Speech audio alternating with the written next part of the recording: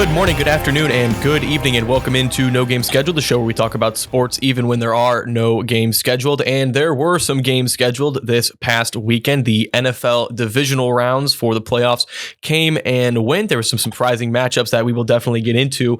We're going to talk about the championship rounds coming up, the NFC and the AFC. We're going to recap the national championship, and as well, being in a Chicagoland area, of course, we're going to talk about the Bears head coaching new position or new hire that they just had. They filled the position, I should say. We got a full house once again today. Caleb Bernard not in, so we've replaced him with Rob Aguirre. Rob, this is kind of an interesting scenario for you because you're new to the show. It's your first appearance, so our fans, it's a first impression. However, this is being aired on WJOB 1230 AM, 104.7 FM, and the JED TV app. First things first, thank you for joining us on there. So those people, you're just a regular guy that they see all the time, and people listening to this right now are going to be like, oh God, this guy again?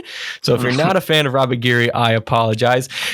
Matt Lamsky, as always, and of course the host of It's My Turn, available wherever you listen to podcasts and YouTube, the Anthony Hudson. Rob, we'll start with you. Thank you for coming in last minute. We pulled you up from the minor leagues and got you in here pretty much on an hour's notice. We thank you for that.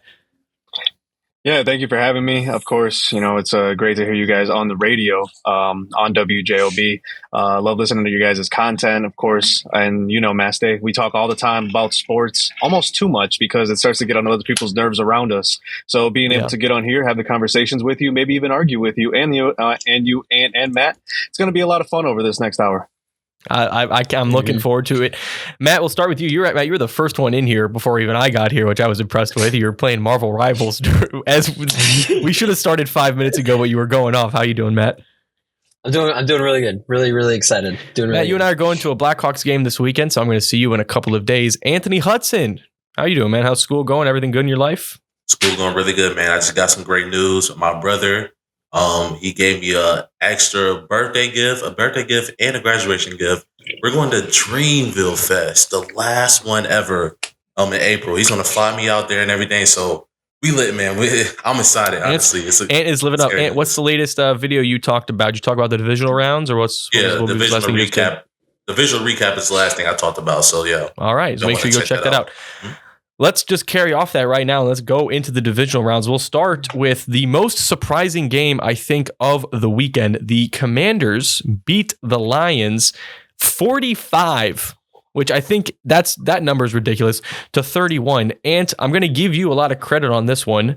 You said last week that the Lions defense was injured, and then I said there's about 25 teams in the league who would want an injured Lions defense. However, one of those teams was not the Detroit Lions because, man, that was a game. Yeah, Jaden Daniels is just a freak athlete, man, honestly. And the thing is, he's just been so hot these last couple of weeks going into the playoffs. And then he beat the Commanders. And I'm just I just have a feeling that if he literally has a good game as far as with his running scheme, that he could possibly win. I mean, I said it on my podcast, I said 39 to 31. Yeah, 39 to 31 Commanders, but 45 points. I couldn't even predict that, man. 45 points is a lot of points scored, but you have to do that against the Lions defense. And he did. He prevailed. He played a really good game. Matt, last week I asked you the question. I said, what was the bigger story, the Bucs losing or the Commanders winning? I mean, what's the story? What's the story here? Is it the Commanders winning or is it the Lions losing as the 1 seed? It's definitely the Commanders winning. I mean, the Lions didn't play a bad game. I mean, 31 points is not a bad game. That's still a winnable score. But the Commanders having 45 points is not. You don't want that. You know what I mean? So I don't think anybody expected that. Putting 45 up on the number one team. No, it's getting to the point that when we get into I'll cut really quickly to the Commanders and Eagles preview, and I'll just say what I'm saying. I'm not even going to make a prediction for that game because I wrote off the Commanders last week. Rob, how about you? What was your thoughts on this game? It was very shocking, and I got to give you credit because if you think about it, it's really like they scored 38, but they had a pick six. So you were very spot on with that prediction. I think in this game, you really did see the depleted Lions defense that we've started seeing all year. You don't have McNeil, you don't have Hutchinson. It's tough if you're in that situation. Aaron Glenn can only do so much calling plays. And when you see the defense really not getting through, you had a couple issues where you saw Terrion Arnold not in the positions he needed to be when Jaden Daniels was rolling out. Jaden Daniels, probably the most slippery guy in the league next to Lamar Jackson. He's almost impossible to tackle. I think it was just a very good game, a really well called, played game as well from Cliff Kingsbury, which you see him. I think he's gonna end up getting a head coaching job, or he's gonna start interviewing pretty soon, depending on when their season ends. So huge win for them, and then now big question marks go around the Lions of what's going to end up happening with their team, because you're going to see, as you already mentioned earlier, which we're going to talk about later, Ben Johnson and Aaron Glenn both leaving.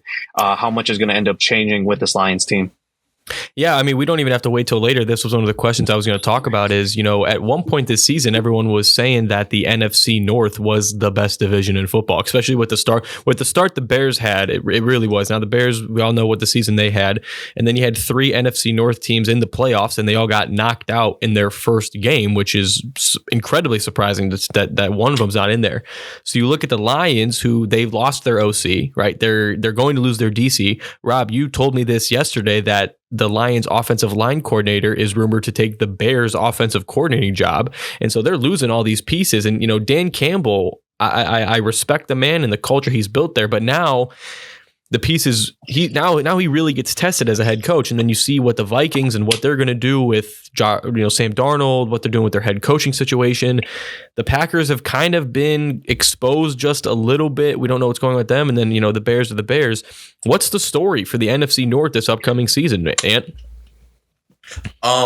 First of all, I just really want to say it clearly shows how hard it is to win as an NFL franchise. I mean, you look at the Lions going into it, literally have all of these key players, all of these franchise head coaches and stuff like that, and they're gone. Like it shows like they recruited them up. Dan Campbell recruited Aaron Glenn up, and they're literally gone after that. But it shows like that going into the NFC North, as far as like the Bears and the Packers and everybody, I feel like the Packers are still going to prevail. Jordan Love is still on the uprise. He still has multiple seasons of him just going up and having a career franchise.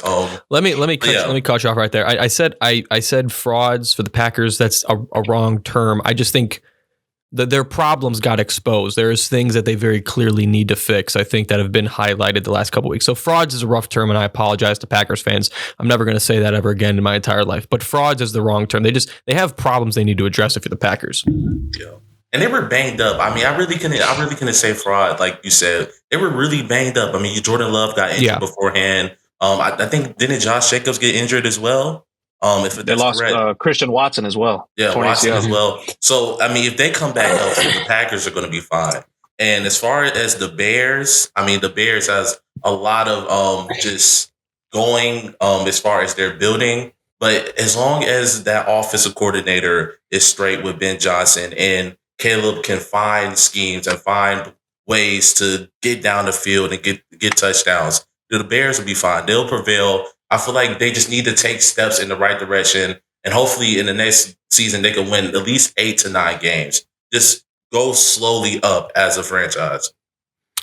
Matt, I'll ask you a different question, and then Rob, you can respond to this as well. What was better for the Commanders? Was it the offense or the defense? Because I know the Lions I didn't watch this game in its entirety. I know the Lions struggled offensively, a couple of turnovers as well, but was it the Commanders defense that won this game? And Rob, you mentioned the pick six, 45 points, and you take away the pick six. That's a lot of points to put on the board, man. I'm going to say it's definitely the Commanders defense that won it. I mean, taking 3 picks off Jared Goff, it's pretty big. He's had his troubles that we've seen throughout his career, but at a stage like that, he's been to a Super Bowl. Obviously, he knows what it takes to at least get to that point.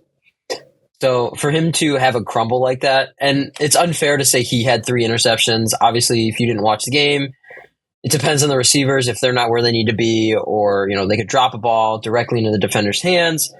It's an unfair stat right now. I think that still needs to be changed. But nonetheless, you still had 3 interceptions. You had 3 picks, and one of them took it to the house. So I definitely think the Commanders' defense was more impressive than the Commanders' offense. We knew what the Commanders' offense can do. We know what Jaden Daniels can do. So I think that looking at the Commanders' defense, that's something we need to look out for the Eagles. Rob, do you agree? I do. When you look at how that defense played, they were really able to read. They were able to really kind of see the way that this offense was working. Of course, you have those picks, and then you also have the other one from Jameson Williams, which I still don't understand that play call. It's whatever. I just know Ben Johnson's not going to call that play in Chicago now, which I'm happy to see. But I think that one of the biggest ones that I looked at, I think his worst pick was actually the one that he threw in the end zone where he was targeting Jameson Williams. You have a post route, yeah. Yeah, it was terrible. You have probably the fastest guy in the league, and you don't lead him. How do you underthrow him? You throw that into the far back left and the back of the left end zone. You know what I'm saying? You throw it deep, so he's the only one who could get it. You don't underthrow him in those situations. It was a really bad throw, and I've been all year talking high on Jared Goff. I've liked Goff since he got drafted. Remember people talking about Wentz. It's Wentz. It's Wentz. No, it was Goff. Goff was the better quarterback. Wentz had more success right away because he had a better team. But I think that this one, the Commanders' defense definitely won this game for the team because they were able. I mean, you allowed 31 points, but you were able to get the takeaways. I was saying early in this game, it was going to be like 50-50 because the way it was going. But they ended up stepping up. Dan Quinn is a very good defensive play caller. He's a good head coach. When you talk about leader of men, Dan Quinn fits that mold right there. But also, Jaden Daniels doesn't turn the ball over. He doesn't. He doesn't at all. It's the way that they really set up this system. So hopefully they can keep Cliff Kingsbury. But if they lose him, I mean, we understand because of the success that this team had. I don't think that the Lions did end up losing this game. I don't think it was because of offensive play calling, but it was really just about what was happening on the field. But the Commanders truly won this game in really dominant fashion. The Commanders will take on the winner of the next game we're talking about, the Eagles versus the Rams, 28-22. This game was close. I watched this game. I think if you see the scoreboard and just like look at the post-game highlights, you'd be like, oh, well, Eagles just got away from it, and then it snowed, and the Los Angeles Rams couldn't handle it. I'll tell you what, the Los Angeles Rams at some points looked better than the Eagles in the snow, and I'll stake my career on that. So Eagles win 28-22. The first reaction I had, I think I texted you guys this, Ant and Matt. I texted Caleb as well in our group chat. The Giants have to be the biggest joke franchise in the history of sports. In the current world of sports. I mean, I'm a White Sox fan saying that. Think about that. You let go Saquon Barkley, and he shows you the immediate season afterwards how big of a mistake that was. And I think Saquon Barkley highlights the point, and I talk about this all the time with a various number of sports. We were talking about, Rob, you and I were talking about this the other day with Mitch Trubisky and Patrick Mahomes. It's the right player in the right system. You can take a great player, and if he is not with a team that values him and knows how to use him correctly, he will not do anything. And this Nick Sirianni Eagles team knows how to use Saquon Barkley. And your biggest takeaways from this Eagles game? I feel like as far as the Eagles, they played a really good game. But I feel like the Rams, we gotta give props to them because after that Saquon Barkley run, I thought it was a good game. I'm just like, I'm like, it's over with. Like, there's no coming back. I'm like, they're probably going to put up another like 14 to 21 points. But Matthew Stafford stayed just composed, got back on the field, led them down, put it to 22-28, and then had a chance to really win the game. And then the Eagles literally just rallied together and had that fourth down stop. I want to give props to Matthew Stafford and that ball he had on the sideline that he threw over Darius Slay to I think it was Puka Nacua. I'm like, man, Matthew Stafford. A great season for him too. Yeah, he does not get enough praise, honestly, for just how good he's been playing over these past couple of seasons. But I mean, the Eagles prevailed. They have the better team. They have the better roster, better offensive line, Saquon Barkley and everything. But it was a really good game. I'm glad the Rams kept it close. But the Eagles just overall just had the better pieces, and they should have won. And that snow definitely was a factor. I'm going to give the Rams credit just on the season in its entirety. I mean, you had guys who were on the trade block halfway through the season. I mean, there was talks that Cooper Kupp was gone. Like, he would have been in another jersey this time, like right now. They kept in it. They worked their young guys. They kind of just leaned back and said, listen, I don't know if the ultimate goal is accomplishable at this point, but we're still going to go out and play good football. And they really did. And with everything that's going on in LA right now, they have every reason just to not worry about the game of football, but they still went out there and they played tough. Matt, this is something that has gone around the world of sports on how this Eagles offense is not prepared to win a Super Bowl. with Jalen Hurts not throwing the ball, he's injured. With Saquon Barkley, if you stop Saquon Barkley, you kind of stop this Eagles team. What was your thoughts on this game as a whole? But more importantly, what's your thoughts on this Eagles team? Do you think they take on the Commanders, and do you think they could take it home, the Super Bowl that is? No, I don't. I do not think. First off, let me answer your question of thoughts on the Eagles team. They're a good team. Obviously, Nick Sirianni's done a great job. The addition of Saquon is probably the best addition that we saw in the offseason. I think that's a very widely thought and accepted fact. But I just don't see them succeeding that much further. It's just a feeling, it's one of those gut feelings you have of they're still missing something. Maybe they just all need to be healthy. Maybe it's just the loss of Jason Kelce or, a good O-line.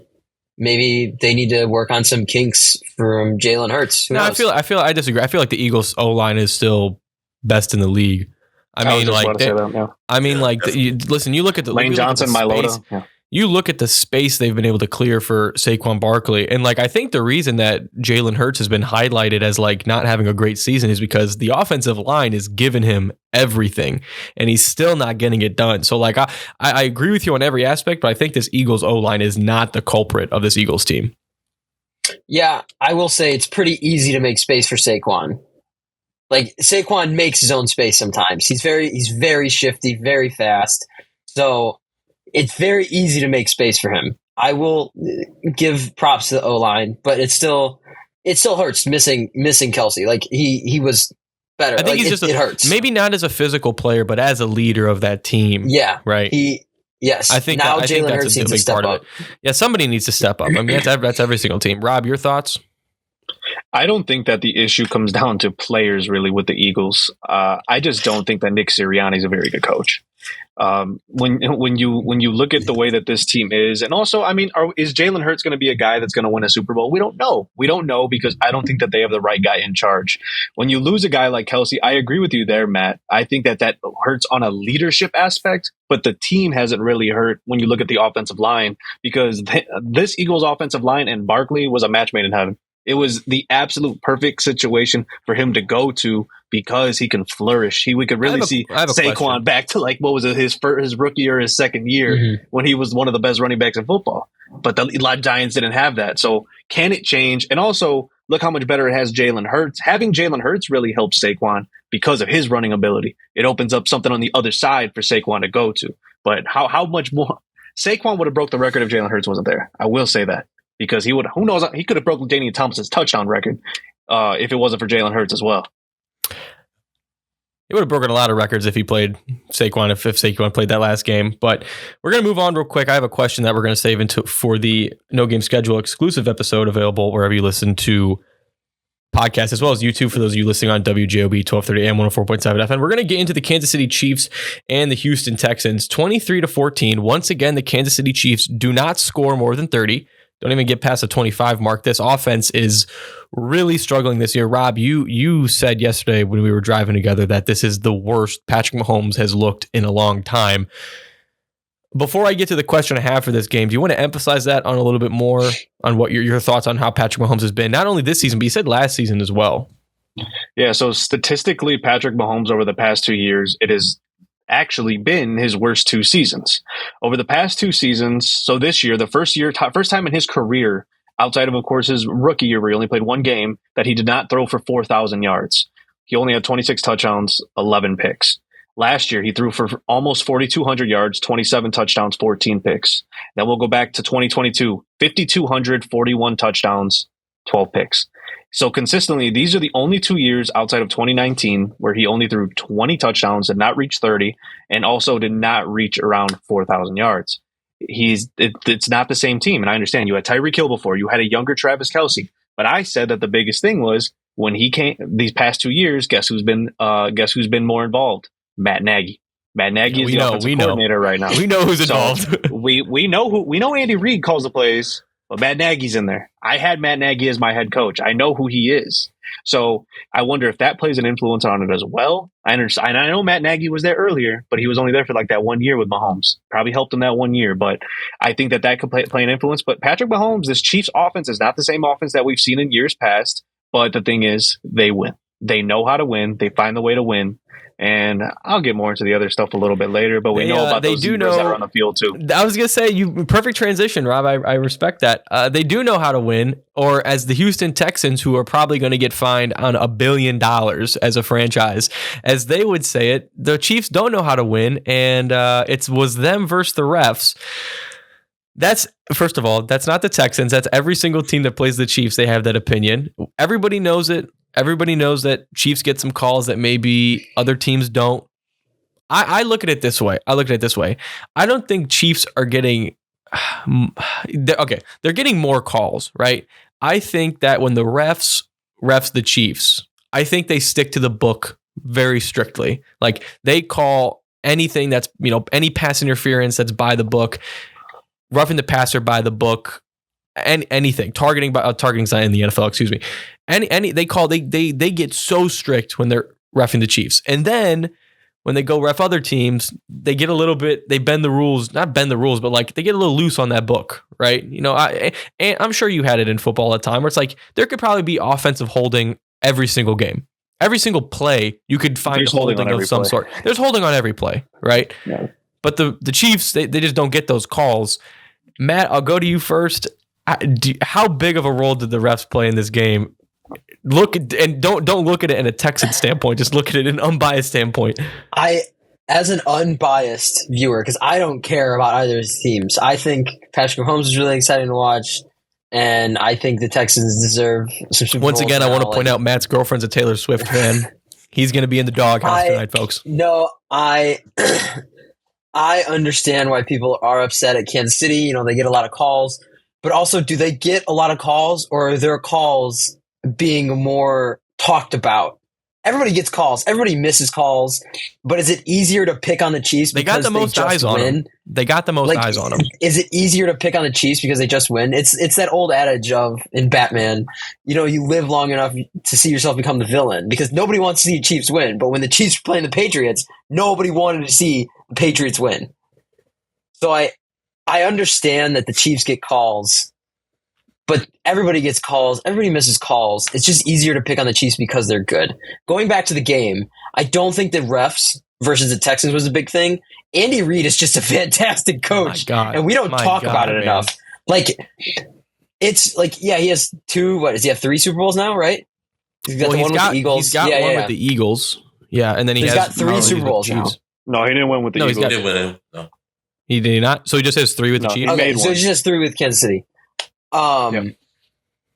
He's a fantastic coach, and we don't talk about it enough for a coach who has 3 Super Bowls. It's when you look back, obviously the Chiefs are now the Patriots. Mahomes is Brady, and obviously Reid is Belichick. Well, I'll say this: I think Reid does not need Mahomes like as Mahomes need Reid, but Belichick needed Brady. Brady did not need Belichick. I think they it's kind of like a flip-flop reverse thing. I'll cut you off right there. Rob, I just said this, and I'll come back to it now. Like, me and Rob are talking about, it's all about coaching, all about systems. I genuinely believe this. If Mitch Trubisky went to the Chiefs, Mitch Trubisky might be a top 25 quarterback of all time. It's all about system, because you give him Travis Kelce and a young Tyreek Hill, right? Mitch Trubisky probably throws the ball to them and they make him look good, right? Andy Reid probably draws up some plays for Mitch Trubisky to make him look great. And in the meantime, we're double doinking Patrick Mahomes out of the playoffs, right? If we switch those probabilities. The point I'm making is Andy Reid, first of all, and you and I have been going back. This is going to be like the 8th week in the row where you and I have been going back and forth on the bye week, right? I think the bye week hurts a lot of teams, right? I really do. Look at the Lions, right? However, I think the Chiefs are the only team in the history of sports that benefits from a bye week, because what you're telling me is you're going to give Andy Reid 2 more weeks to prepare for a team. Now, you're not winning. You're not winning that game. He's like Batman. Yeah. Andy Reid with prep time could probably take on Godzilla. Let's be honest. He could figure it out. And we'll go over to you. Your thoughts. So input as far as the actual about anything you could think about anything. No, I'm gonna talk about the refs. We talked about a lot. So the only thing that I really ever get mad about as refs is if they're consistently calling. That's the only thing. If you're not calling the BS, don't call it in the fourth quarter, right? Like if you're not calling like the BS in the third, in the second quarter, don't call it in the fourth. It's always in the fourth quarter. Like it's always in the fourth quarter with the Chiefs. Roughing the passing calls, holdings, like that we always see. And it's like, you just have to expect that as an opponent. You just have to expect that. You're going into Arrowhead. You just have to expect that the offensive calls or defensive calls, or especially offense, are going to go their way. So as far as that, I mean, it didn't help at all that the offensive line for the Houston Texans allowed 8 sacks to C.J. Stroud, and C.J. Stroud barely was hobbling off the field at the end of the game. Like, that doesn't help at all, like, with your offensive line for the Houston Texans. And it needs to – they played, like, a solid game. CJ played a solid game as far as that, but they just didn't have the manpower. What did I say? What did I say? I said CJ Stroud needs to be perfect. Yeah. And the only person that needs to be perfect, he wasn't. The only playmaker for that whole entire game was Nico Collins. Literally, that was the only playmaker. Literally, was Nico Collins, his number one receiver. But they just didn't have the manpower to go against the Chiefs. The Chiefs. There was people. I had some people come up to me. Sorry, I saw some people come up to me and they thought that I was taking the Texans over the Chiefs. I definitely didn't. I definitely didn't take that. I'm not gonna go bet against the Chiefs. Not until I actually see them lose. But the point I made was, and I'll clarify it, I was like, CJ Stroud needed to be perfect, and he wasn't. I mean, it's as simple as that. Even if he made one mistake, which he made more than one mistake would have been too costly for them. That's just where it was at. And also, so if you look at it in a non-ref standpoint, he didn't have a good game. Yeah. And also, one last thing, Matt, you talk about Andy Reid. We need to talk about the Chiefs' defense getting better over the past 2 or 3 years. I mean, I'm probably going to butcher his name, but Kerberflus, number 59, was all over the field. Like, their defense has gotten so much better with Justin Reid and all those key players just developed. And I didn't think that would be a thing. They just gotten so much better. I think one point, Rob, I'll swing this to you before we move on. I think one point that everyone brings up, but they don't look at the wider picture is, and I just brought it up, is that everyone said, like, oh, the Chiefs haven't scored more than 30 all season. What does that say about their defense if they've only lost really one game?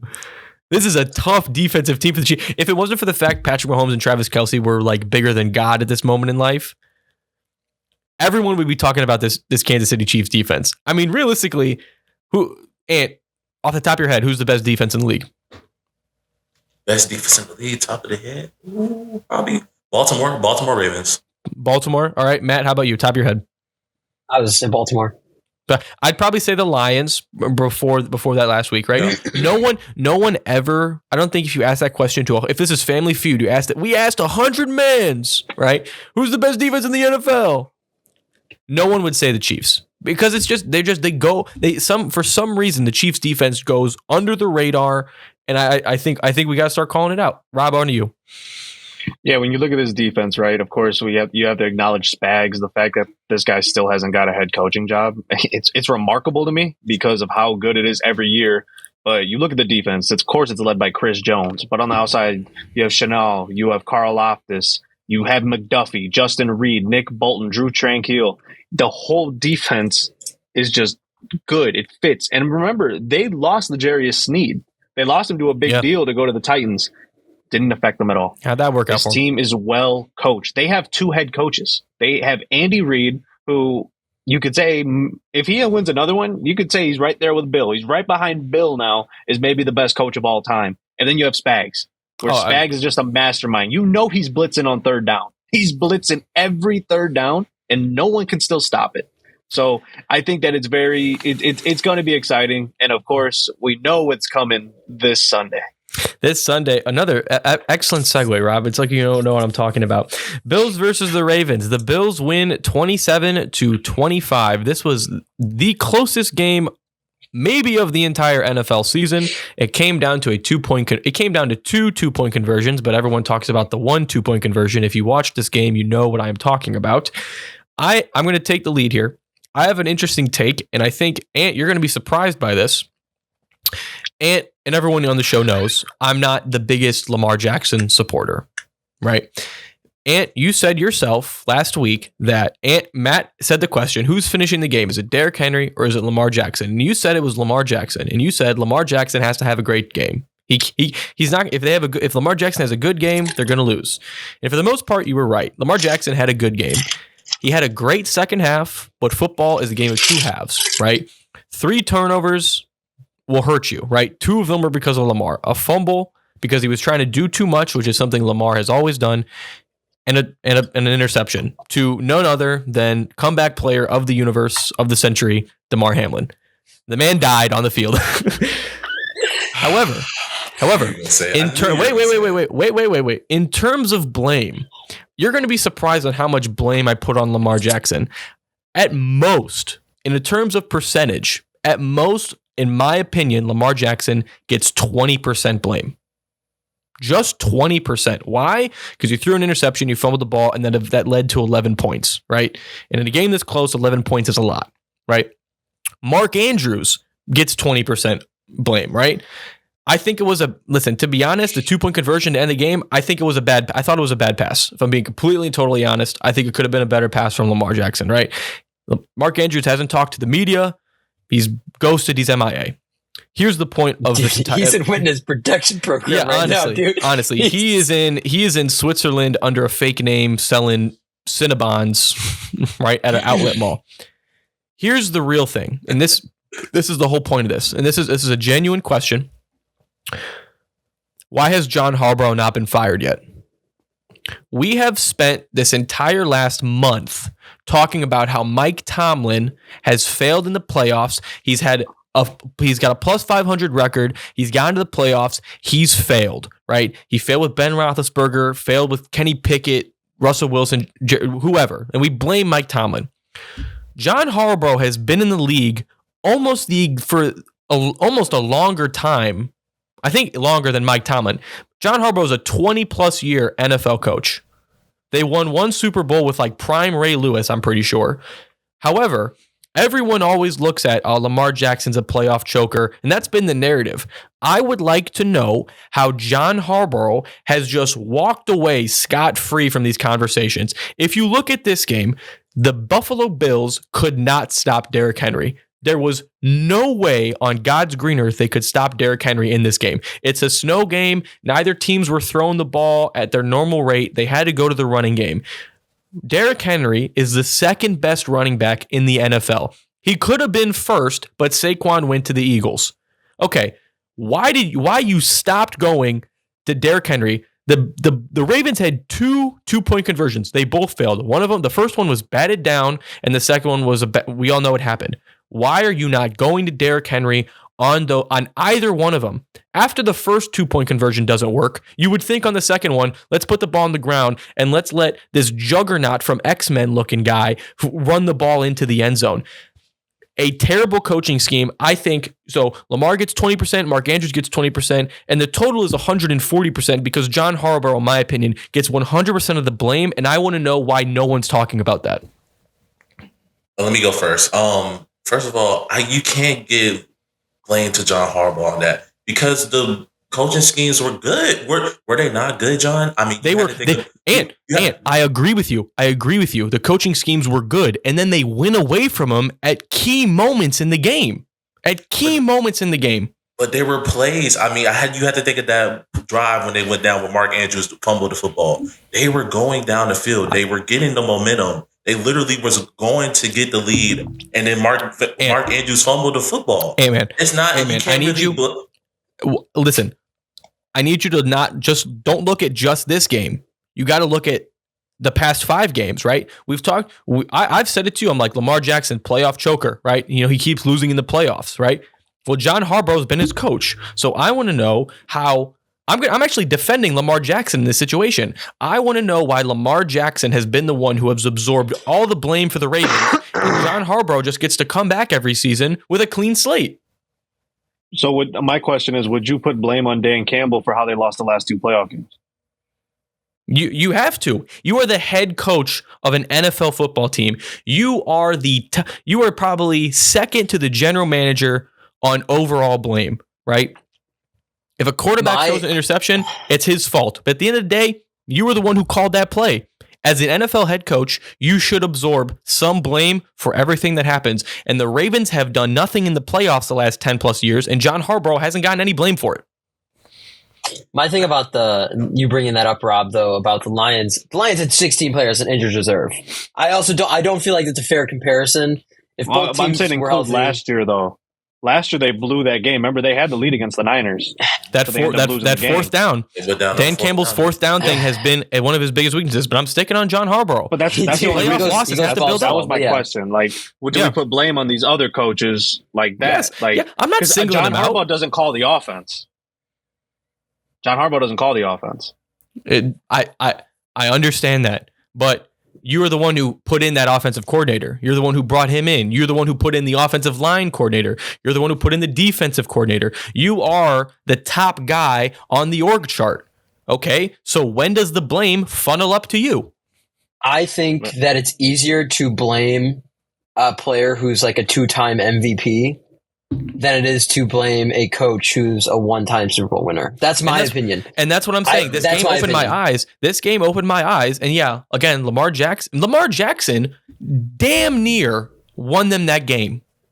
Bills fans, I'm a Josh Allen fan. I'm not going to consider myself a Bills fan, right? I'm a Josh Allen fan. But Bills Mafia will never admit that they almost lost that game because Lamar Jackson, despite putting the Ravens out of that game, he brought them back into that game. And then there was some coaching decisions to not give Derrick Henry the ball on a 2-point conversion, where it's like, at what point does Lamar Jackson stop getting, like, again, this is the question. The question I'm asking is why? Why is John Harbaugh and the coaching staff getting none of the blame?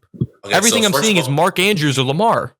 Okay, so first of all, Lamar Jackson gonna get the blame because he's the franchise quarterback. I mean, he's getting paid $100-200 million to play football. He's going to get the blame 100%. But as far as the John Harbaugh question, he put the plays in place for them to get down the field. I know he didn't call the offense, but they had the plays to get down the field, and the players just didn't execute. So you can't really you can put some blame on him, you can.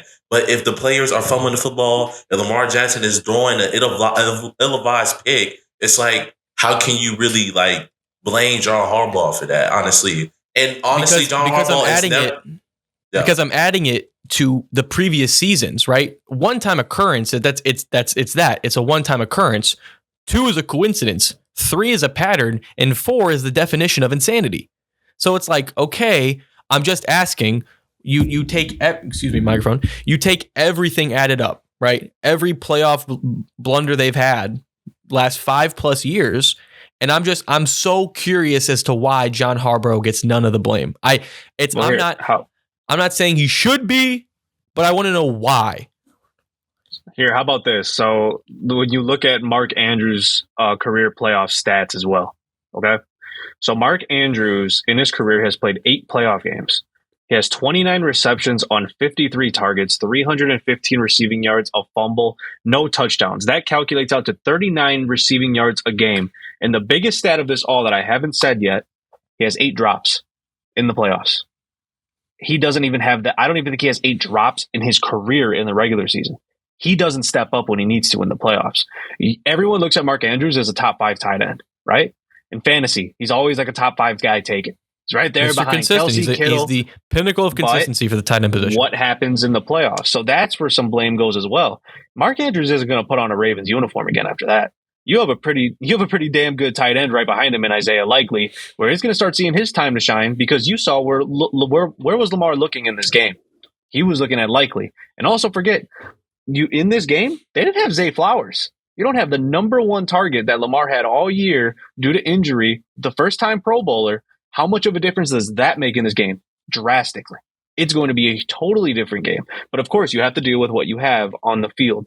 Mark Andrews has to catch that ball. I know you said it wasn't the best placed ball, but if that ball hits you in the hands, you have to catch it no matter what. You can't come down and then it rolls off of you. You're a top 5 tight end in football. You have to come down with that, because if Lamar would have thrown it somewhere else, say he throws it out and it goes this way, it goes off his fingertips that way. You have to get it so that he could fall in because of the way the route was. They run that play all the time on 2-point conversions, and it's worked most of the time. But that one right there, no. So it's just a tough situation, but Lamar, you have to look back at that pick, you have to look back at that fumble. It's a lot of stuff that factor into this game, but I think that the biggest thing is Mark Andrews has to come down with that ball. Again, I'll say my piece here, Matt. I'll give you one more spot before we actually talk about this Bills-Ravens game. I look at everything Mike Tomlin has endured this past month, right? We've all seen it. Talking about he being traded to Chicago before they got Ben Johnson, right? Talk about, Philly fans, they'll fire Nick Sirianni even if he wins the Super Bowl if he looked at the camera the wrong way, right? There's not really any. Kyle Shanahan, he went to the Super Bowl last year, and he was talked about getting traded in the middle of this season, right? And Mayo for the Patriots, one season in with a bum roster, he's gone, right? So you got super high stakes as an NFL coach, and for whatever reason, John Harbaugh has just kind of escaped that, and he hasn't gotten the job done. Matt, last thought on this topic. I think that Baltimore is still appreciative of what he's given the city. He's given them pretty good consistency throughout his career, kind of like Mike Tomlin. Especially with Lamar now, it's easier to blame Lamar just because he's the forefront of the team. Quarterbacks are always going to be the forefront of the team. They're going to be the first ones to talk to the media. They're going to be the last ones to talk to the media, always. He has given the city of Baltimore, I don't know how many years now. I don't know, but he's like, I don't want to say the savior, but look at the rest of Baltimore sports. They're not really doing, the Orioles or whatever, but not really doing much else. So the city is backed on the Ravens, and the Ravens are built on John Harbaugh. So when you get rid of him, it begs the question of who else do you want? Like the name of Harbaugh alone, who else could take that figurehead spot? I think that's something else that needs to be considered. I appreciate you guys. Go ahead. Sure. Go ahead. Honestly, I kind of understand what you're saying, honestly, because remember, I literally said this in the last podcast. We were praising the heck out of Mike Tomlin last year. And now this year, he's going to screw the nine. So you might be onto something. If one more year with Lamar Jackson does not go well, not go to the Super Bowl, the blame will be on John Harbaugh. I definitely understand that. I appreciate you guys indulging. I'm so curious about it on why the judgment of NFL coaches and why it's the finish line gets moved for everybody. So I appreciate you taking the time. Let's get to the actual Bills-Ravens game here. Rob, we'll go to you first. I feel like Josh Allen didn't have a signature game, right? Not a signature Josh Allen game, but I think the biggest thing from him is Josh Allen didn't turn the ball over. That's kind of been Josh Allen's biggest factor. Do you think? What do you think that led to this Bills victory? Go ahead. I think the biggest thing right away is their defense. Their defense was able to really capitalize when they needed to. You said we didn't get a signature Josh Allen game, and one of the biggest things is he didn't turn the ball over. That's one thing that he loves to do in this game. 127 passing yards and 20 rushing yards. But the biggest thing, guess what? He had 2 touchdowns. He had 2 touchdowns, and then Ray Davis got the other touchdown. You didn't even look at it. I'm sure a lot of people who made some bets were probably pretty pissed about it because when you look at James Cook, you look at Khalil Shakir, Dalton Kincaid, any of those guys, probably those are the guys you're going to want to get the touchdowns. But the defense stepped up. The defense really needed to. Leading tackler in this one, Damar Hamlin. And then you have the legend comeback player of the universe. He just aids. He just ages like fine wine is Von Miller.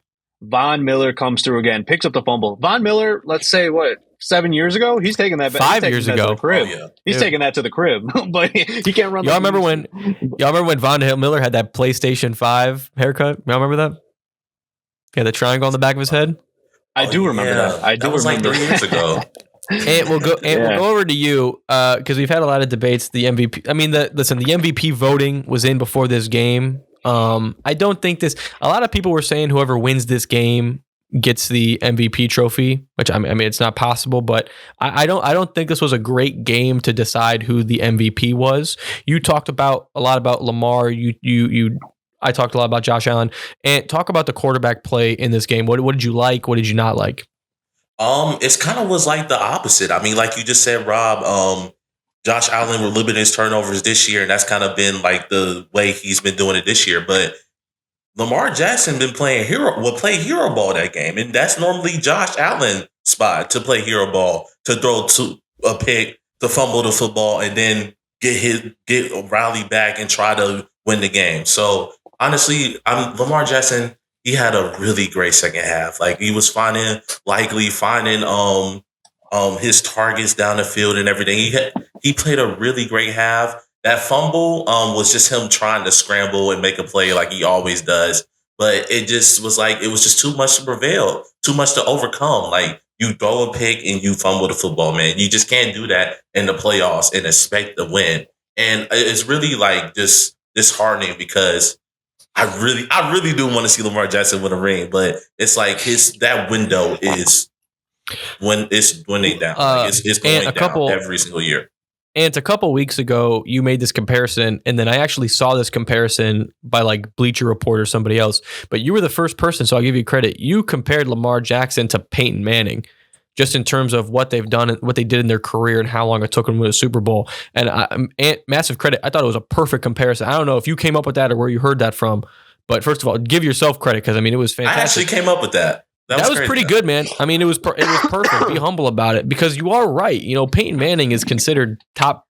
I mean, for me, top 5 quarterback of all time. He's probably 5, right? But definite in most people's top 10, unless you're, you know, Mad Dog Russo, who's like, you know, Jim Fowler from the 1820s. You know, he top 1. He's better than Brady. It's like, okay, all right. Well, there was like 5 people playing football back then. Roger Staubach. Yeah, man, whatever. But like, it's a great comparison because it is true. Both guys are superstars, MVP winning.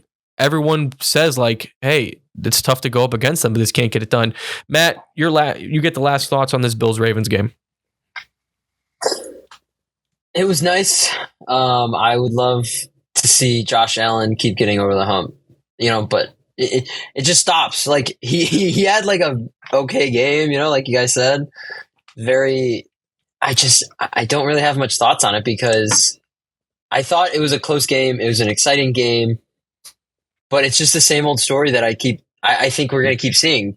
Josh Allen, you know, has an okay game, still gets taken to the playoffs and everything, you know, or yeah, you know, like the game before this, he had a good game, and Lamar Jackson just can't get over the hump. I don't really have any thoughts on it, like because it was just a game. Like it was everything I expected. Josh Allen it to be. is just a guy.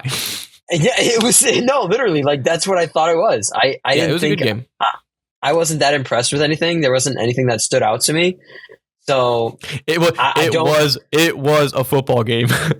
It went exactly as I thought it was going to go. So I don't really have anything. All right, we're coming close to our time here for those of you listening on the radio. If you wanted the extended version of this, again, make sure you come over to No Game Schedule on YouTube and Spotify. We'll go through this really quickly. Commanders versus Eagles.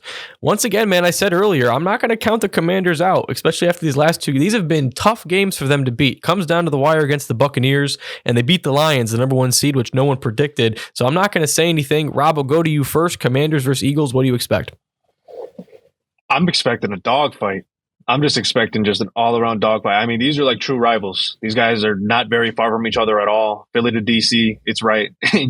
Everyone's going to be driving. It might be, I don't want to say it's going to be 50-50, but it's going to be crazy. Those tailgates are going to be crazy. Eagles fans are nuts. So I'm very excited for this one. But I'm going to go based on experience in this game, and I'm going to lean the Eagles. I think that I don't want to say Jaden's going to have a rookie hiccup because we haven't seen it yet, but also I cannot have the agenda that Jaden Daniels made the Super Bowl in his rookie year as a Bears fan. I think I would lose my mind because I don't want to have to deal with that. But I'm very excited to see this game, and I am a big fan of Jaden Daniels and everything that he does because, man, he's such a good football player. He is just so good, and I'm excited to see how this one's going to turn out, but I'm going to lean Eagles in this game. Matt, down to you. I'm going to lean Commanders in this game. It's a vibe thing. You know what I mean? Like it's a vibe thing. It's going to be a high scoring game. I wouldn't be surprised if we saw like 55-56 how this game ends. It's going to be a very high scoring game. Is there even that much time in football to have a 112 point game? They will make time. I swear. This is going to be a very high scoring game. I think we're going to see both QBs thrive. I think we're going to see both offensive thrive.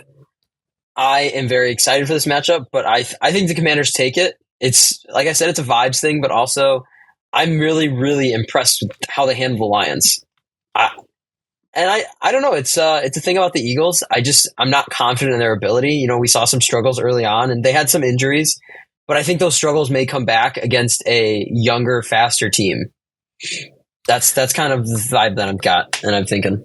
Again, man, I don't want to count out the Commanders because I did it twice already and it did not go my way. And I'm not gonna take the Eagles either. This is gonna sound weird, but I'm not taking the Eagles. I'm not taking the Commanders. I'm taking Saquon Barkley. I mean, I don't think the Eagles win this game. I think Saquon wins them for it. I mean, that Rams defense in the snow was tough. I mean, it was really tough. You saw Jalen Hurts not have the best game. So even if the Commanders outclass the Rams defense, I think Saquon Barkley can handle it. And I think Saquon takes this game home for the Eagles. How about you, Ant? I agree with you, honestly. And definitely, if they limited Saquon Barkley, I mean, we've seen it in the past, at least 5 to 3 games. Saquon Barkley have an explosive run that pretty much demoralized the defense. But that's really what I want to see. I want to see both defenses play a really good game. I wasn't familiar with Washington's game. They played such a good game against the Lions the other week. I mean, 3 picks against one of the best quarterbacks in the NFC with Jared Goff. I mean, you think about it. I want to see a just exceptional defensive game, and which is going to be because you got to account with the weather, it being cold and everything. And I beg to differ, man. I think it's going to be a really low scoring game. I think it's probably going to be like a 21-14 outscoring game, and I still feel like the Eagles are going to win because they just have like you just said, they have Saquon Barkley. If he get an explosive run, that one explosive run that'll demoralize the defense, that's pretty much it. Going on to the mad against the world, per usual. Going on to the AFC Championship game, the Kansas City Chiefs versus the Buffalo Bills. Once again, Josh Allen is 0-3 against Patrick Mahomes in the playoffs. I gotta be honest. I think this is it. I think this is it. I think this is the year it happens. Right. I think I'm gonna be Caleb and talking about vibes. And I'm going to be the conspiracy theorist here too. I don't think the NFL wants the Chiefs to win. I don't think it's good for business if you're the NFL to have a team win 3 straight. I think it's better to have the Bills. I think the Bills are going to win the Super Bowl, right? I think it's better for the Bills to beat the Chiefs, and then you have an actual rivalry, because it's not a rivalry right now. I'm sorry. A rivalry is when you go back and forth. Josh Allen has been getting killed by Patrick Mahomes his entire career in the playoffs, right? In the regular season, Josh Allen does a great job. We saw it this season. And I think the regular season game between the Kansas City Chiefs and the Buffalo Bills was a warning. And I think you're going to see that warning finally come through here. I'm taking the Bills. I don't have any football analysis to give you other than I think this is it. I think this is it. Ant, will go with you. I respect that, man. It's so hard to pick against the Chiefs because, first of all, I feel like the Chiefs. I feel like the NFL wants the Chiefs to go to the Super Bowl every single year. I feel like that's definitely the argument there. But as far as the Bills, I agree with you. I feel like it's their year because Josh Allen has finally figured it out. He finally figured out that, do I need the number one playmaker? Not necessarily. With Stephon going to the Houston Texans, he is finally keying in with the other players that he has on his team. And James Cook has had a solid season. Schultz is a really good tight end. And I feel like they could prevail, honestly. He limited his turnovers, and I feel like they can prevail. It's going to be really hard, man. It's really hard to ever pick against the Chiefs, but finally, I feel like he understands it now. I really do. And I'm going to pick Josh Allen as well. So. I understand it now. Rob, will go up to you, Matt. I'll give you the last thoughts. Rob? I said that the Bills and the Ravens game was the winner that was going to the Super Bowl. So I'm going to go ahead and I'm going to stick with the Bills. I think that they're going to get over that hump this year because this is the worst that we have seen the Chiefs offense, and they're going to have to keep up with the Bills offense. So that's what I'm looking at in this game. The Bills need their guy that they traded for this season to have the best game of a Bill this entire year, and that being Amari Cooper. Amari Cooper needs to step up. You traded for a number one receiver for a reason. Of course, you lost Diggs and your team got better. You have Amari Cooper. You have Keon Coleman, who's healthy now, and Khalil Shakir across the middle. Have all those guys go, but Amari Cooper needs a big game. I think that they're going to end up doing it, and they're going to take down the Chiefs. But the biggest key for me to look out in this game is Tyler Bass. We know what's happened in the past with Tyler Bass against the Chiefs in the playoffs. Can he really step up and do what they need him to do? They kept him here for a reason. Can he hit that game-winning kick for the Bills? Because that's what it's going to come down to. Matt? I really think the Chiefs are going to win. There's no way, right? Like you can't go into Arrowhead, AFC Championship game, and think you're going to win.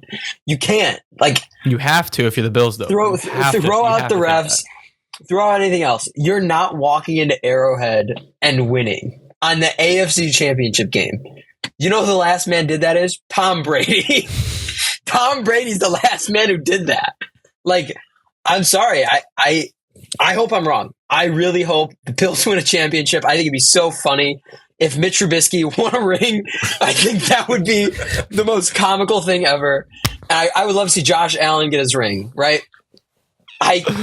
He's already got his ring. He's marrying Haley Steinfeld. He's done. He got his ring for the season. I think he gets two. He's going to be first man in history to get 2 rings one season. You can't walk into Arrowhead thinking once you're again, the Chiefs. I know you have to have that mentality, but I said this previously throughout the playoffs. I wouldn't be surprised if we see what's his name, Shamalik Moore, come out and play for the Chiefs. The guy who plays Miles Morales. I think he's going to go out and spear tackle Josh Allen.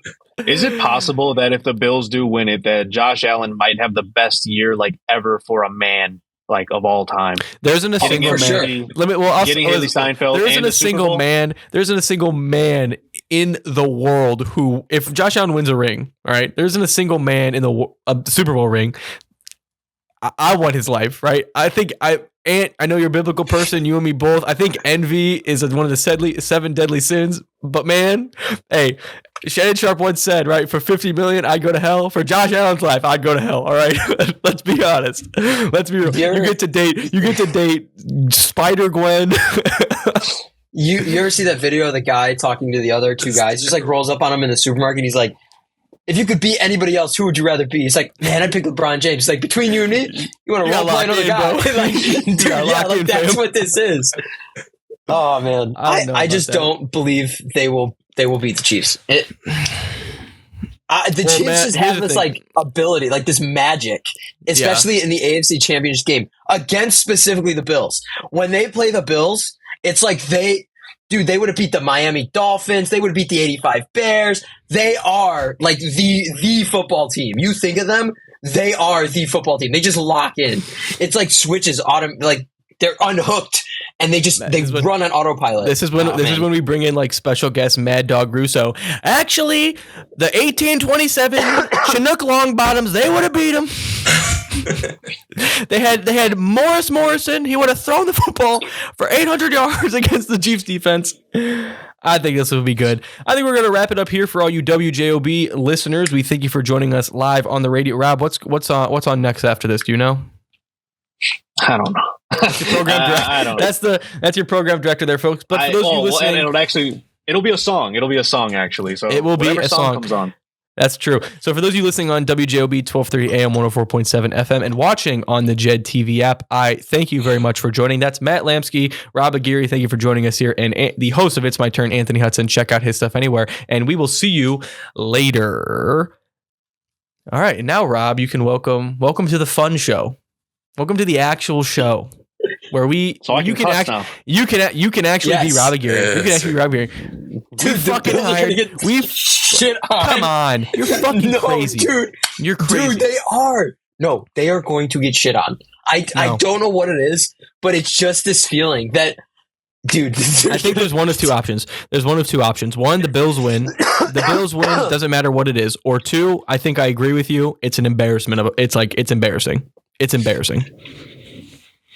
I'm talking about like that 5-game stretch of Bears games level embarrassing packed into one game for the Bills. It's either that. Why do I got to catch a stray? I'm a Bears fan too. What are you talking about? I'm a Bears fan right now. It's a Falcons fan. You want me to go after that? Kirk Cousins. There you go. That's not my quarterback anymore. So you got Michael Penix. Hey, you switched up real quick. That's no. Yeah, we got some more to talk about though here. I know Matt, you want to keep talking to the Chiefs, right? Listen, no, we'll quickly breeze through Notre Dame, Ohio State. Rob, I talked to you, and Matt, I want your guys' opinion after I say this. I'm actually pretty surprised because this Notre Dame, Ohio State national championship. This is the first time ever in my life that I've seen a championship game where after the game there's a winner and loser and both teams are getting pretty positive reception, right? I really thought what was going to happen was I predicted this throughout the college football playoff that there were so many people mad with the new format and what teams got in. I thought I literally said, you could go to the national championship and you'll lose and people will say you didn't deserve to be there. You didn't belong. I really thought that was going to happen, right? But after this game, everyone's giving a lot of credit to Notre Dame. They played hard. People are giving credit to Marcus Freeman. And then it's just, all right, cool, there it is. And then they give credit to Ohio State for winning. And the people kind of realize, Ohio State should have won this game. They're a $20 million team. They're a good coach team, great offensive coordinator. Were you guys as surprised with what happened, either in the game or post game? As far as the positive results, afterwards, I guess sure. Yeah, I mean, I wasn't surprised at all. I mean, those are two teams that definitely should have made it. I mean, look at their opponents. You look at Ohio State. They played Tennessee. They played Texas. Oregon. They played the number 1 Oregon, right? And then you look at Notre Dame. They beat the number 2 Georgia, and they beat Penn State. I forgot who the team they played before. IU in the first round. Yeah, IU. Indiana. I mean, take that, Rob. Indiana, we don't care about that. But you look at the opponents they played. I mean, they literally beat caliber teams, programs that have been good for a very long time. And it's just it makes sense. And going into it, honestly, both of the teams Notre Dame defense was playing out of their minds, honestly. With Clark, with Drake Bowen, Kaiser, they were playing out of their minds. So the defense was 100. Drake Bowen's Rob's guy. Yeah. That's dope. Yeah. Andrew, yeah, for sure. That's dope. I went to Maryville, so yeah, that's dope. But no, they were playing out of their minds. So the defense was never questioned. And then Ohio State offense was definitely never questioned with all the talent they got with Ibuka, with Jeremiah Smith, Henderson, Julius. They were never questioned on there. So at least they had that solid piece that was never questioned. So it makes sense. Nobody was really questioning that play of Jeremiah Smith being pointed at, he's going to get the ball, and then no one covered him is wild to look at. As a Notre Dame and Ohio State fan, love both the teams, love the programs. Looking at that play, I'm like, well, somebody, even the guy who pointed him, that's not my assignment, but I know the ball's going to him. Just go cover him. If you are 100% certain that ball is going to him, just go cover him. Screw your assignment. Somebody else will cover it because you both covered the same guy. Nobody covered him. Nobody covered Smith. Just go cover him. I'm not even a football guy. I couldn't point out a nickel defense, nickel offense, but I couldn't point out anything to you. But if you know the ball's going to him, just go cover the guy. I'm sorry. I think that's a very basic and easy thing to do. No, I definitely agree with you. And the play call was beautiful, honestly. You watch him motion in, right? Chip and Kelly. Okay, he's going to motion to the other side. It's going to be cool. Somebody going to get him. Just roll right back out wide open. And if I'm 29, that's so hard, Matt. Because I know I'm going to get yelled at on the sideline if I allow a touchdown. But at the same time, that's the best. That's the best wide receiver in the nation that y'all left wide open. He's a freshman. He's a freshman too. 2 more years. So 2 more years. Yeah. Well, we'll move on now.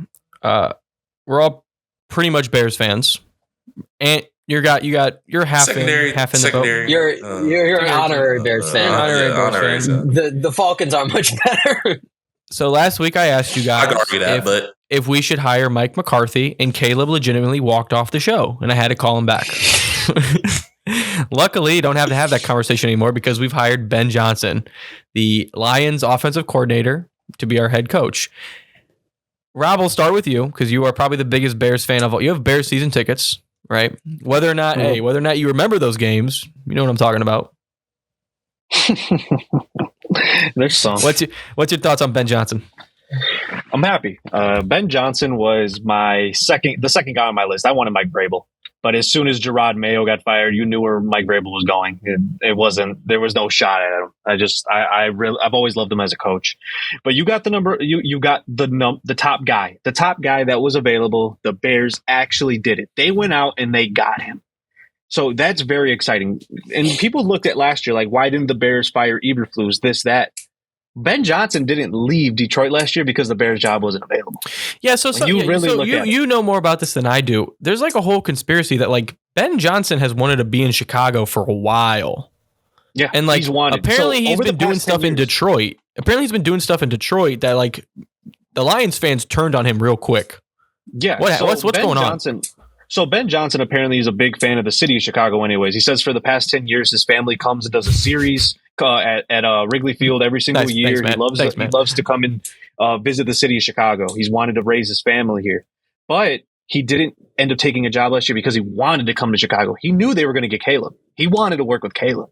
So now he has that opportunity and he gets to do what he wants to do. You saw in his presser, he said, I'm not going to come and bring the Detroit Lions offense like play for play to come to Chicago. He said, I'm going to work and make sure this offense is exactly what we need to do. He said, we're going to go down to these studs to build this foundation of exactly this perfect offense that needs to come to Chicago. That's what you want to hear. The biggest question I have for him now, because I'm happy we got him, we got the play caller. We got the guy that could do it, but can he build the rest of the foundation? Can he get that DC? Can he go get the OC that is going to, really help this offense as well, which is, I've heard rumored, the Detroit Lions' offensive line coach, which I would love because that is the biggest struggle that has been going on with this Bears offense. Can you go get a DC, which is rumored Dennis Allen? Dennis Allen has always been a good defensive play caller, not a very good head coach. So can you build this foundation here in Chicago? I think he will. He's making a lot of money for it too. But the Bears got their guy. Ben Johnson is where he wants to be. And now we get to see how it works out next year. I honestly can't wait for spring training. Ben Johnson said, "Hey, we're gonna change everything up here. We're gonna build from the ground up." And then the McCaskies came in. We're like, "Hey, big fella, we need you to relax. We ain't got the money for that." That better not happen. And I don't know if you looked into it, Rob. I don't know if you've seen it, man. I know you did. And Rob, do you guys know what the 1901 project is? I think you brought it up to me, but I can't remember. And did you look through that when I sent you the other day?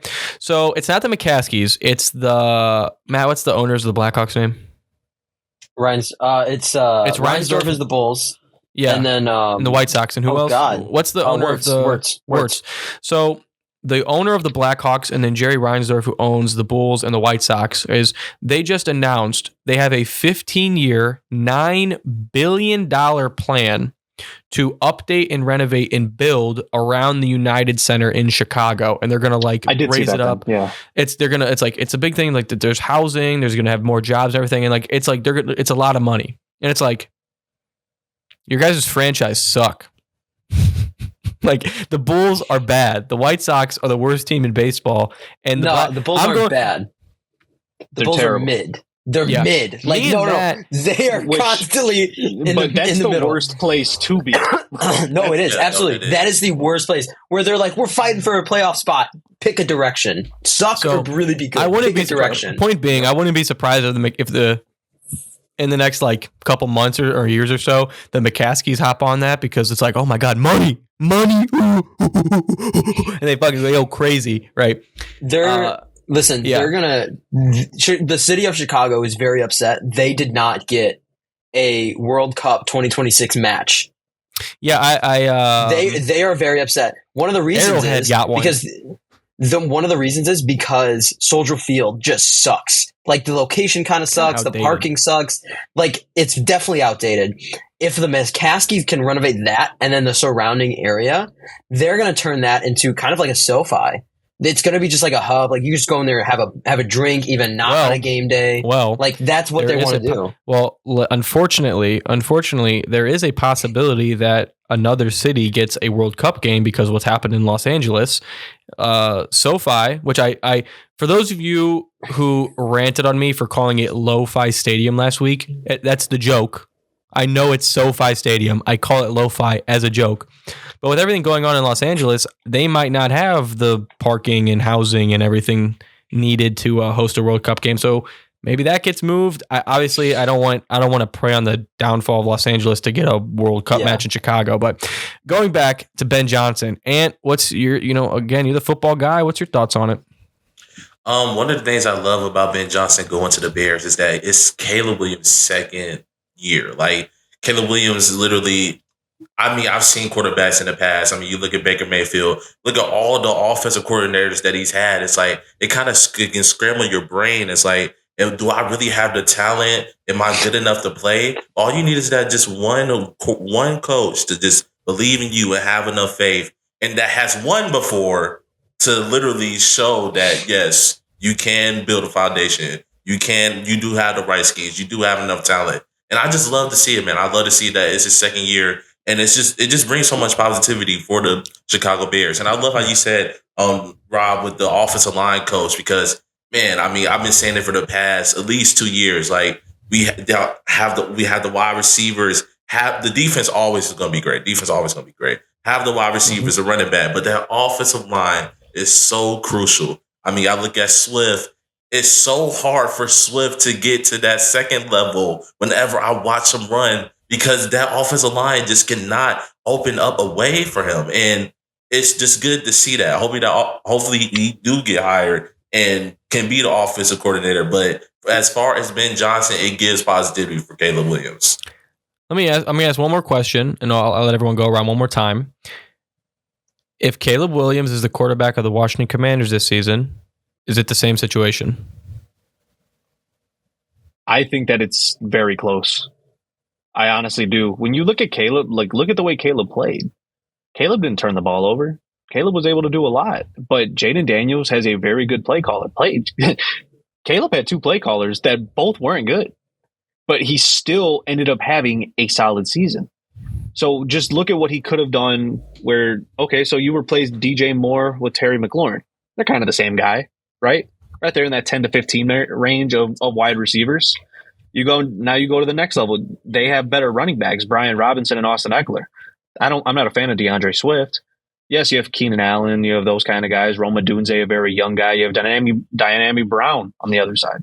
There's a lot of guys that would have worked on both sides. But I think another big factor is they had that foundation built with Dan Quinn and Cliff Kingsbury. The Bears didn't have a foundation. How much different would it have been? Me and you have talked about this game, Maste, if the Bears didn't lose on the Hail Mary. How much different would the season have been? I truly believe at one point the Bears would have been on a 5-game winning streak. They beat Jacksonville in London. I think that was like, what week was that? 6? What would you say, Matt? Was it 6? Might have been 6, actually. I don't know. Is the 6? All I know is the cure to male loneliness is week 6 Cole Kmet. Because I mean, man, 2 touchdowns, long snapper for the game, right? So you win that game, right? And then what's the next game after? Is the game after that the Commanders? Yeah. Okay, so you win that game. That's 2. That game sent shockwaves through the organization. Then you take on the Cardinals and the Pats.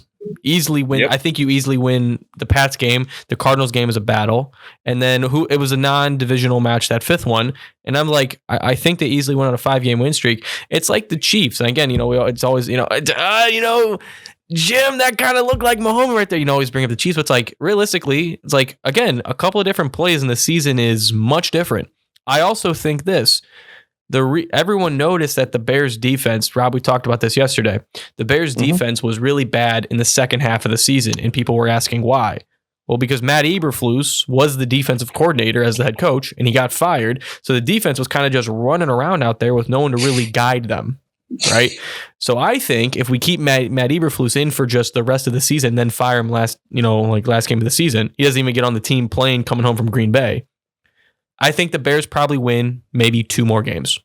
Realistically, if you keep Eberflus throughout the entire season, it could have been the Bears hype, off of the Hard Knock special. The Bears hype this season was completely warranted because in an alternate universe, this season went much differently. However, that also means you keep Matt Eberflus and you don't get Ben Johnson. So would you rather have a bad season and get Ben Johnson, or would you rather have an okay season and keep Matt Eberflus? That's the question. I think we'll find out. Season, yeah, I think we'll find out. A bad season with Ben Johnson. Yeah, if we ask Sonny Santana, I think he would say execute Matt Eberflus on the spot. Yeah, he said a lot about it, and yeah, I think that when you look at it, the Bears are in a much better situation now than they were to start the season, because you're going into year 2, Caleb. Now you're also going to have another year with DJ Moore. You have $60-70 million in cap space. And I think their biggest guy to go after is Trey Smith on the Chiefs, because you need that right guard, because those 3 guys in the middle, brutal, just brutal. I can't tell you how many times I saw Coleman Shelton on his ass. It was just brutal. But I will say, is there anyone that is having a better start to 2025 than the Bears? You beat the Packers in Lambeau for the first time since 2016, and now you have your head coach. It's pretty good. We're the only. I don't know, man. Josh Allen is marrying Haley Steinfeld. So I mean, that's dude. Dude. I don't care. I would happily go 15 or 1-15 if the last game of the season is against the Packers and we win. I don't care. I don't care, dude. In 2025, dude. I don't care. I will happily do that any day of the week. Give me any season. I'll go 1-15. If the Bears lose game 1 of the regular season this next season, I'm gonna play this clip. I'm going to put it in black and white, and we're going to start the show that way, and we're going to bring your dumbass back on. But that's going to do it for this episode of No Game Scheduled. Rob, thank you so much for filling in for us today. We're definitely going to have you back on the show. Enjoy it. Love you, man. Loved having you on here. Always love talking sports with you. Ant, always, man, pleasure seeing you. Make sure you go listen to It's My Turn wherever you listen to podcasts. Also available on YouTube. Matt, what's the next video you got coming up for your fans? A prediction for the actual AFC and NFC conference. So if you want a little bit as his uploader, if you want a little bit more about the conference championship games, make sure you go listen to that. Matt, thank you as always, and for those of you watching on Spotify, YouTube, thank you again. And Matthew, podcast out.